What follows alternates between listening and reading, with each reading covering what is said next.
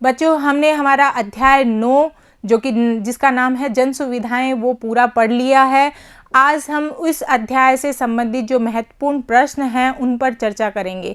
अगर आपको लगता है कि आपने ये पूरा अध्याय नहीं पढ़ा है और या फिर अच्छी भांति से नहीं पढ़ा है तो आप इन प्रश्नों का उत्तर सही प्रकार से नहीं कर पाएंगे।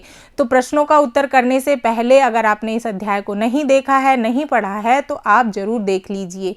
आज हम बात करते हैं इनके प्रश्नों की। तो चलिए शुरू करते हैं। सबसे पहला प्रश्न, हमारे देश में निजी शैक्षणिक संस्थान, कॉलेज, विश्वविद्यालय, तकनीकी और व्यावसायिक प्रशिक्षण संस्थान बड़े पैमाने पर खुलते जा रहे हैं। दूसरी तरफ सरकारी शिक्षा संस्थानों का महत्व कम होता जा रहा है।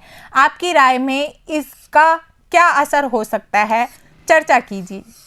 बच्चों प्रश्न कह रहा है निजी जो भी शिक्षा के संस्थान हैं उनमें और सरकारी संस्थान है, शैक्षिक संस्थान, उनमें इनमें अंतर की बात कर रहा है ये प्रश्न, और उसके महत्व को कम बता रहा है कि सरकारी जो भी संस्थान हैं उनका महत्व कम हो रहा है।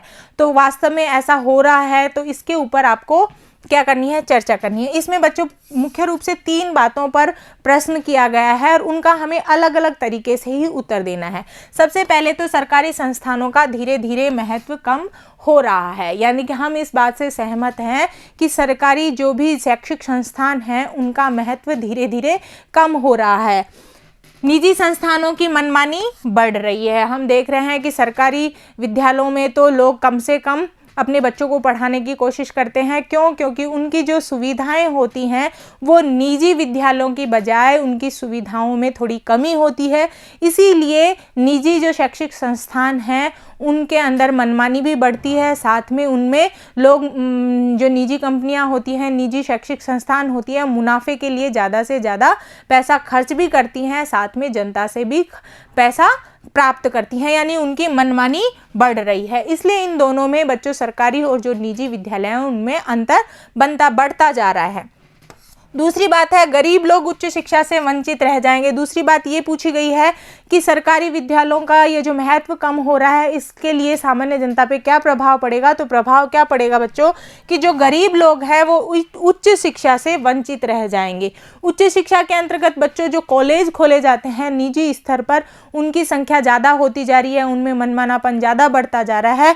तो जिससे क्या होगा कि गरीब लोगों को उच्च शिक्षा प्राप्त नहीं हो पाएगी। इसमें शिक्षा व्यवस्था और अधिक महंगी हो जाएगी। दूसरा ये कारण भी होगा कि लगातार निजी विद्यालयों के बढ़ते रहने से जो शिक्षा व्यवस्था है उसमें भी महंगापन आ जाएगा, यानी उनकी जो फीस होगी, जो कि पूरा शैक्षिक खर्चा होगा वो काफ़ी बढ़ जाएगा। तो इस प्रकार से सरकारी विद्यालयों को भी निजी विद्यालयों के बराबर लाने का प्रयास करना चाहिए। दूसरा प्रश्न है बच्चों, किसानों द्वारा चेन्नई के जल व्यापारियों को पानी बेचने से स्थानीय लोगों पर क्या असर पड़ रहा है? यानी कि जो जल व्यापारी हैं उनको स्थानीय लोग जो हैं चेन्नई के, जो कि वहीं के रहने वाले हैं, वो पानी को बेच रहे हैं। आपको लगता है कि स्थानीय लोग भूमिगत पानी के इस दोहन का विरोध कर सकते हैं? क्या सरकार इस बारे में कुछ कर सकती है? इसमें 2 प्रकार के प्रश्न हैं बच्चों। इसमें पूछा गया है सबसे पहले कि जो स्थानीय लोग हैं जो व्यापारियों को टैंकर के लिए जल बेच रहे हैं मुनाफा कमाने के लिए, तो वो स्थानीय लोग क्या इस दोहन का विरोध कर सकते हैं? वो उन व्यापारियों को जल न बेचकर दोहन रोक सकते हैं? और इसमें सरकार क्या कर सकती है? सरकार के बारे में भी इसमें हमें कुछ लिखना है। तो इस प्रश्न को भी हम 3 तरीके से हल करते हैं, यानी कि इसको डिवाइड करके इसका उत्तर देने का प्रयास करते हैं। सबसे पहले तो हम उत्तर देते हैं कि स्थानीय लोगों को पीने के पानी के लिए और सिंचाई के लिए कम जल प्राप्त हो रहा है। इसके अंतर्गत भाई जो स्थानीय लोग हैं भूमिगत जल के दोहन का विरोध कर सकते हैं? पहला प्रश्न ये है। तो हाँ, बिल्कुल कर सकते हैं। अब इसका प्रभाव हम देखते हैं क्या होता है कि स्थानीय लोगों को पीने के लिए और सिंचाई के लिए पानी की कमी हो रही है। दूसरा, स्थानीय लोगों को भूमिगत पानी के इस दोहन का विरोध करना चाहिए। तीसरा, अगर सरकार के बारे में भी कुछ कहिए। सरकार की इसमें भूमिका होती है? बिल्कुल होती है, हाँ होती है। सरकार जल व्यापारियों और जल बिक्री के कर रहे किसानों को दोनों के ही खिलाफ कदम उठा सकती है। इसमें 3 प्रश्न छुपे हुए हैं एक ही प्रश्न में और तीनों प्रश्नों का उत्तर भी अलग अलग देना होता है। बच्चों ऐसे जो प्रश्न हमारे परीक्षा में आते हैं वो प्रश्न इस तरीके से आते हैं 2+2+2 कुल मिला के 6 अंक के। इस तरीके के प्रश्न आपने देखे होंगे, तो ये प्रश्न भी उसी से संबंधित हैं। अब हमें समझ में नहीं आता 2 का क्या मतलब होता है, यानी कि एक ही प्रश्न में 3 प्रश्न छुपे हुए हैं। उन प्रश्नों को आपको अच्छे प्रकार से पढ़ना है और फिर उसमें देखना है कि इसमें कौन कौन से प्रश्नों के बारे में जिक्र किया गया है। तो इस तरीके से ये जो प्रश्न है इसको भी 3 भागों में विभाजित करके उनके उत्तर भी अलग अलग तरीके से लिखने चाहिए। तीसरा प्रश्न है बच्चों, जन सुविधाएं क्या होती हैं? जन सुविधाएं मुहैया कराने की जिम्मेदारी सरकार पर क्यों होनी चाहिए? इसमें भी 2 प्रश्न छुपे हैं। पहला तो जन सुविधाओं के बारे में पूछा गया है कि जन सुविधाएं क्या होती है। दूसरा पूछा गया है कि जन सुविधाएं जो मुहैया करवाने की जिम्मेदारी सरकार पर ही क्यों होनी चाहिए। ये दोनों के उत्तर हमें भी अलग अलग तरीके से देने हैं। सबसे पहले हम जन सुविधाओं का अर्थ देखते हैं। ये कुछ ऐसी मूलभूत सुविधाएं हैं जो प्रत्येक व्यक्ति के लिए आवश्यक हैं, जैसे पानी, स्वास्थ्य, स्वच्छता, बिजली, परिवहन, विद्यालय और कॉलेज। ये तो हमने जन सुविधा का अर्थ लिख दिया। अब हमें सरकार की भूमिका लिखनी है कि सरकार ही इसमें मुख्य भूमिका क्यों निभाए, क्योंकि जन सुविधाएं सरकारी जिम्मेदारी हैं, क्योंकि संविधान में जीवन के अधिकार का जो आश्वासन दिया गया है वह देश के सभी नागरिकों को प्राप्त होता है। इसलिए जन सुविधाएं उपलब्ध कराना सरकार की मुख्य जिम्मेदारी होती है। और दूसरी बात ये भी लिख सकते हो कि जन सुविधाओं जो का संबंध व्यक्ति के मूलभूत सुविधाओं से होता है, इसलिए भी सरकार की जिम्मेदारी अधिक बढ़ जाती है। चौथा प्रश्न है बच्चों, क्या आपको लगता है कि समुचित स्वच्छता सुविधाओं के अभाव में लोगों का जीवन प्रभावित होता है और कैसे? बिल्कुल होता है। अगर पूरी तरीके से स्वच्छता की सुविधाएं प्रदान नहीं की जाएंगी तो सामान्य जनता का जो जीवन होगा वो प्रभावित होगा। अब कैसे होता है भाई, उसके लिए हम देख सकते हैं लोगों का जीवन पर प्रभाव पड़ेगा। क्या क्या पड़ेगा? इससे कई जल जनित बीमारियां फैलती हैं, यानी स्वच्छता की कमी होगी, जल का जो बहाव होगा, गंदापन होगा, अगर वो बढ़ जाता है तो उससे जल से संबंधित कई बीमारियां हो जाती है। दूसरा प्रभाव क्या पड़ेगा? वातावरण में प्रदूषण फैलता है। दूसरा प्रभाव ये पड़ेगा कि जो वातावरण होगा वो दूषित हो जाएगा। और तीसरा प्रभाव पड़ेगा गंदगी फैलने से बीमारियां फैलती हैं। तो ये लोगों के जीवन पर प्रभाव पड़ेगा। किसका? अस्वच्छता का। ठीक है। 5वां प्रश्न है, आपको ऐसा क्यों लगता है कि समुचित स्वास्थ्य सुविधाओं के अभाव का औरतों और लड़कियों पर ज़्यादा गहरा असर होता है? अभी तो हमने बात की थी कि स्वच्छता का सामान्य जनता पर प्रभाव क्या पड़ेगा। अब बात करते हैं कि लड़कियों पर और औरतों पर इसका ज़्यादा प्रभाव पड़ेगा। ऐसा क्यों होगा? तो बच्चों इसके लिए बिल्कुल ये है कि उनके ऊपर ज़्यादा प्रभाव इसलिए पड़ेगा, तो इसका हमें उत्तर लिखना है क्यों पड़ेगा। क्योंकि पहली बात तो पुरुष घर से बाहर काम पर चले जाते हैं, जबकि लड़कियां और औरतें क्या होती हैं? घर पर ही रहती हैं। तो पूरा समय वो उसी वातावरण में रहेंगी, तो उसी वातावरण में रहने पर उनके ऊपर उस गंदे वातावरण का प्रभाव अधिक पड़ेगा।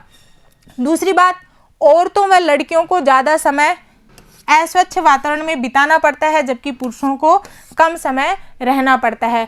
कुछ शारीरिक रूप से भी महिलाओं के साथ में कुछ समस्याएं होती हैं, जिसके लिए उनको जैसे बच्चों का सार संभाल करनी पड़ती है, घर की सार संभाल करनी पड़ती है, तो वो ऐसे गंदगी के वातावरण में ज़्यादा रहती हैं। इसलिए भी उनके स्वास्थ्य पे इन सब चीज़ों का, इन अस्वच्छताओं का ज़्यादा प्रभाव पड़ता है। तो ये 2 कारण आप लिख सकते हैं। छठा प्रश्न है, ऐसा क्यों है कि ज़्यादातर निजी अस्पताल, निजी स्कूल कस्बों या ग्रामीण इलाकों के बजाय बड़े शहरों में ही है? ये प्रश्न बहुत ही महत्वपूर्ण सा है बच्चों। इसमें पूछा गया है कि जितनी भी अच्छी सुविधाएं होती हैं वो शहरों में ही क्यों होती है, गाँवों में क्यों नहीं होती? तो इसका उत्तर हमें किस प्रकार से देना है? बड़े शहरों में होने के प्रमुख कारण होते हैं, हम पहले भी बात कर चुके हैं, जो निजी कंपनियां होती है वो मुख्य रूप से मुनाफे के लिए कार्य करती हैं। तो इसमें भी वही बात छुपी हुई है। शहरों में धनी लोग ऊंची फीस और अन्य खर्चे वहन करने में समर्थ होते हैं। शहरों के जो लोग होते हैं उनकी आमदनी अच्छी होती है, आर्थिक रूप से संपन्न होते हैं, इसीलिए वो फीस भी अच्छा दे सकते हैं और बाकी जो भी खर्चे होते हैं निजी कंपनियों को देने के लिए वो भी उनके पास में अच्छे होते हैं। इसलिए जितनी भी निजी कंपनियां होती हैं वो शहरों के अंतर्गत ज़्यादा सक्रिय होती है बजाय कि गाँव के।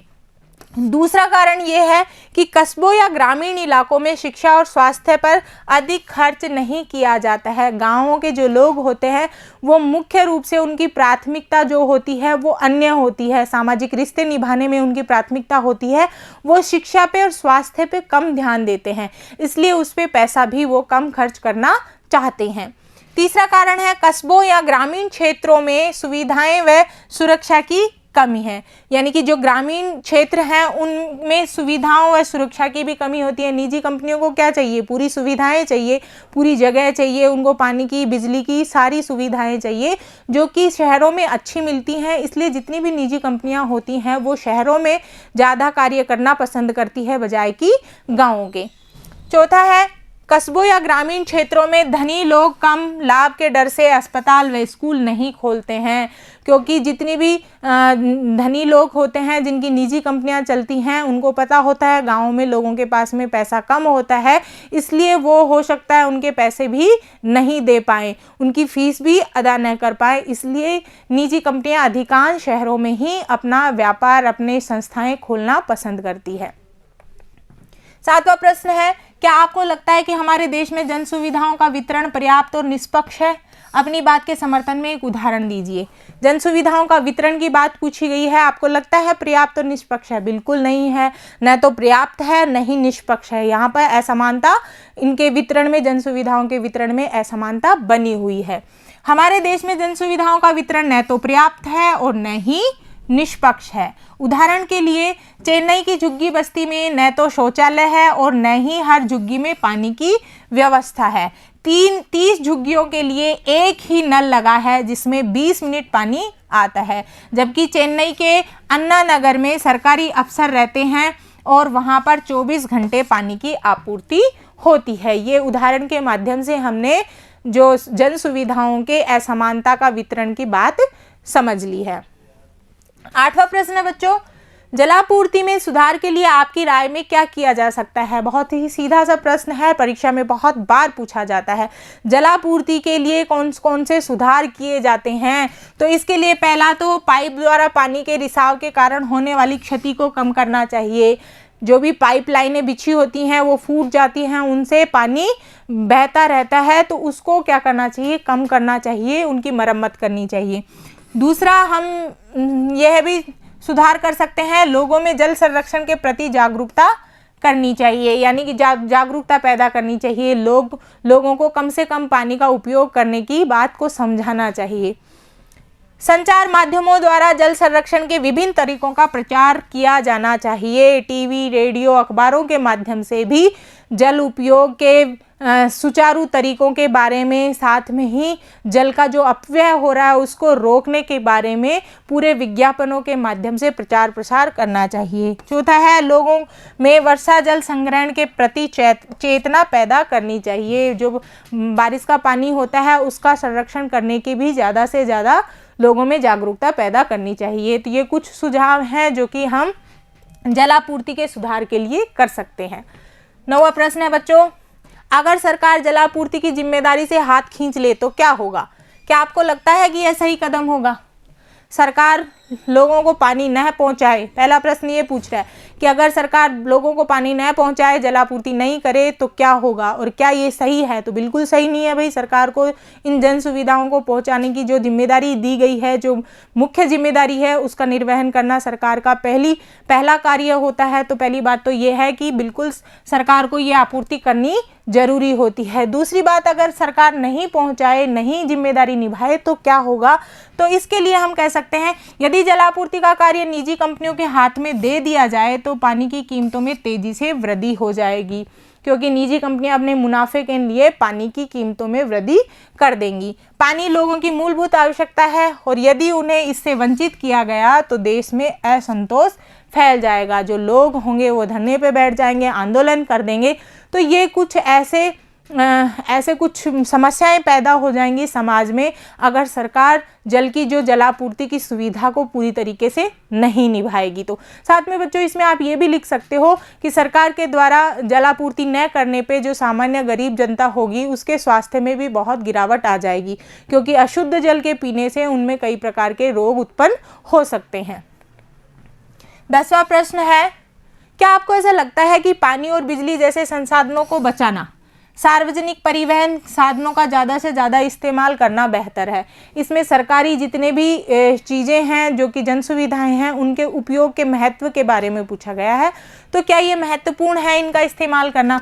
बिल्कुल महत्वपूर्ण है भाई। हम ज़्यादा से ज़्यादा सरकारी चीज़ों का उपयोग करेंगे और निजी चीज़ों का कम उपयोग करेंगे तो उससे समाज के सभी लोगों को फ़ायदा होगा। अब क्या फ़ायदा होगा? इससे आवश्यकता के समय हमें इसके अभाव का सामना नहीं करना पड़ेगा, यानी जब भी हमें आवश्यकता होगी उस समय हमें अभाव से ग्रसित नहीं होना पड़ेगा। पानी की जो सुविधाएं हैं, सरकारी जल का अगर हम उपयोग करते हैं, निजी टैंकरों से नहीं मंगाते हैं, तो क्या होगा, सरकार के माध्यम से जो पानी का जो आपको जितनी मात्रा प्रदान की जा रही है वो निश्चित मात्रा में अगर हम उपयोग करते रहेंगे तो भविष्य में भी पानी की खपत जो होगी वो बराबर बनी रहेगी। ऐसा नहीं होगा कि पानी का जल स्तर कम हो जाएगा। इसी तरीके से पेट्रोल भी देख सकते हो आप, अपनी निजी वाहनों का ज़्यादा उपयोग करेंगे तो धीरे धीरे पेट्रोल की कमी हो जाएगी। इसलिए अच्छा रहेगा कि हम सरकारी जितने भी परिवहन के साधन हैं उनका उपयोग करें, ताकि उससे एक ही परिवहन के साधन में बहुत सारे लोगों को उनकी सुविधा उपलब्ध करवाई जाती है, जिससे पेट्रोल की खपत में कमी आती है। सार्वजनिक परिवहन साधनों का ज़्यादा प्रयोग करना महत्वपूर्ण इसलिए भी है क्योंकि इससे ईंधन की बचत होती है। अभी जो हमने बात की वो बात इस पे लागू होती है। सार्वजनिक परिवहन के अधिक प्रयोग से प्रदूषण भी कम होता है। एक ही गाड़ी चलेगी, वहाँ पर निजी लोग अपनी अपनी गाड़ियाँ लेके चलेंगे तो प्रदूषण में भी क्या होगा, कमी आएगी अगर हम सार्वजनिक परिवहन का उपयोग करते हैं तो। प्रश्न 11 है बच्चों, आपको ऐसा क्यों लगता है कि दुनिया में निजी जलापूर्ति के उदाहरण कम है? आपको ऐसा दुनिया के अंतर्गत जो निजी जलापूर्ति यानी कि जो निजी कंपनियां होती हैं वो जल की आपूर्ति कम करती हैं, ऐसा उदाहरण क्यों है भाई? ऐसा क्योंकि निजी जलापूर्ति के कम उदाहरण इसलिए हैं क्योंकि जलापूर्ति एक आवश्यक जन सुविधा है जो सभी लोगों को उपलब्ध होनी चाहिए। इसलिए निजी कंपनियां सिर्फ लाभ के लिए काम करती हैं, इसलिए वे सभी लोगों के लिए जलापूर्ति नहीं कर सकती। यदि निजी कंपनियां सभी लोगों को जलापूर्ति की सुविधा प्रदान करती हैं तो कीमत बहुत ऊंची रखती है। हमने ये बात बार बार में पढ़ी थी, पहले भी बार बार जिक्र कर रहे हैं हम कि निजी कंपनियों का मुख्य उद्देश्य होता है कार्य करने का, जन सुविधा प्रदान करने का, वो होता है मुनाफा। सामान्य लोगों को अगर वो जन सुविधाएं प्रदान करने लगी, जलापूर्ति प्रदान करने लगी तो उनको मुनाफा नहीं हो पाएगा। उनको मुनाफा कहाँ से होता है? आर्थिक रूप से जो अमीर लोग होते हैं उन्हीं से उनको मुनाफा होता है। इसलिए जितनी भी निजी कंपनियां होती हैं वो जलापूर्ति का कार्य सामान्य लोगों के लिए नहीं करती हैं, बल्कि आर्थिक संपन्न लोगों के लिए ही करती हैं। प्रश्न 12 है, क्या आपको लगता है कि चेन्नई में सबको पानी की सुविधा उपलब्ध है? वे पानी का खर्च उठा सकते हैं? चर्चा कीजिए। चेन्नई के अंदर सबको पानी की सुविधा प्राप्त है? नहीं बच्चों, चेन्नई का जो शहर का हमने वर्णन देखा था सबसे प्रारंभ में, वहाँ पे हमने अलग अलग कस्बों की अलग अलग सुविधा के बारे में पढ़ा था। इसके अंदर बच्चों हमने देखा था कि चेन्नई के जो कस्बे हैं उसमें एक कस्बे में तो 24 घंटे पानी आ रहा है, फिर दूसरे में 2 दिन में 1 दिन पानी आ रहा है, ठीक है, फिर तीसरे में 4 दिन में 1 दिन पानी आ रहा है, और लास्ट के जो कच्ची बस्तियां हैं वहाँ पर तो प्रत्येक घर में जल ही नहीं है, नल ही की सुविधा नहीं है, बल्कि वहाँ पर तो एक सामुदायिक नल है जिसमें सभी लोग पानी भरते हैं। तो ये हमने पहले पढ़ा था, तो इसलिए पहले तो ये होगा कि वहाँ पे जो सुविधा है वो असमान है, जल की जो वितरण है वो असमान है। नहीं, चेन्नई में सबको पानी की सुविधा उपलब्ध नहीं है। अन्ना नगर में बाकी इलाकों की अपेक्षा पानी की आपूर्ति अधिक होती है, वहाँ पर 24 घंटे पानी आता है। मेलापुर और मणिपक्कम में पानी की आपूर्ति कम है, लेकिन वहाँ के निवासी बाजार से पानी खरीद सकते हैं, यानी कि ये जो हम बात किए थे पानी को कहाँ बाजार से खरीद सकते हैं। जबकि सेदापेट में पानी की आपूर्ति कम है, यहाँ के लोग गरीब हैं और बाजार से पानी नहीं खरीद सकते, इसलिए वो एक ही नल पे से पानी भरते हैं। यानी कि ये जो कच्ची बस्तियों के लोग यहाँ पर मेहनत मजदूरी करने वाले जो लोग रहते हैं वो पानी खरीदने की उनमें क्या है, क्षमता नहीं है, उनके पास में इतने पैसा नहीं है। तो ये अलग अलग यहाँ पर पानी का वितरण देख सकते हैं आप। 13वां प्रश्न है, देश के ज़्यादातर स्थानों पर गर्मियों में पानी बूंद बूंद क्यों आने लगता है, पता लगाइए। क्यों? क्योंकि गर्मियों के अंदर अधिकांश नदियाँ सूख जाती हैं, उनका जल स्तर गिर जाता है। गर्मियों में पानी का उपयोग अधिक हो जाता है, इसलिए नगर पालिका के पानी की सप्लाई भी कम हो जाती है। बोरवेल के पानी का उपयोग बढ़ जाता है, जिससे भूमिगत जल का स्तर नीचे गिर जाता है। गर्मियों के अंतर्गत ज़्यादा पानी का उपयोग होता है और साथ में गर्मी अधिक होने के कारण भी जितने भी जल स्रोत हैं वो भी सूख जाते हैं, इसलिए वहाँ पर बूंद बूंद पानी आने लगता है। 14वां प्रश्न है, क्या चेन्नई में सभी के लिए पानी का संकट है? क्या आप बता सकते हैं कि अलग अलग लोगों को अलग अलग मात्रा में पानी क्यों मिलता है? 2 कारण बताइए। हमने पहले देख लिया है चेन्नई के अंदर अलग अलग लोगों को अलग अलग पानी की सुविधा उपलब्ध करवाई जा रही है, जिसमें असमानता है। तो ऐसा क्यों है भाई? क्योंकि लोगों की आर्थिक स्थिति अलग अलग है। जो लोग आर्थिक रूप से सक्षम है वे बाजार से पानी खरीद सकते हैं, जबकि गरीब आदमी नगर पालिका के पानी की सप्लाई या फिर बोरवेल का पानी पर ही निर्भर होता है। राज्य सरकार ने पानी के सुचारू वितरण के लिए उचित कदम नहीं उठाए हुए हैं। दूसरा कारण ये भी है कि सरकारें जो होती है वो गरीब लोगों के लिए सुचारू जल व्यवस्था के लिए भी कदम नहीं उठा रही है। 15वां प्रश्न है बच्चों, जीवन के अधिकार के रूप में पानी की आवश्यकता को स्पष्ट कीजिए। ये जो प्रश्न है बच्चों अति महत्वपूर्ण माना जाता है, क्योंकि ये प्रश्न बार बार परीक्षा में पूछा जाता है कि पानी के अधिकार पर प्रकाश डालिए, पानी के अधिकार पर टिप्पणी कीजिए। तो इसलिए इस पूरे प्रश्न को निबंधात्मक प्रश्न है, इसको अच्छे प्रकार से आपको करना है।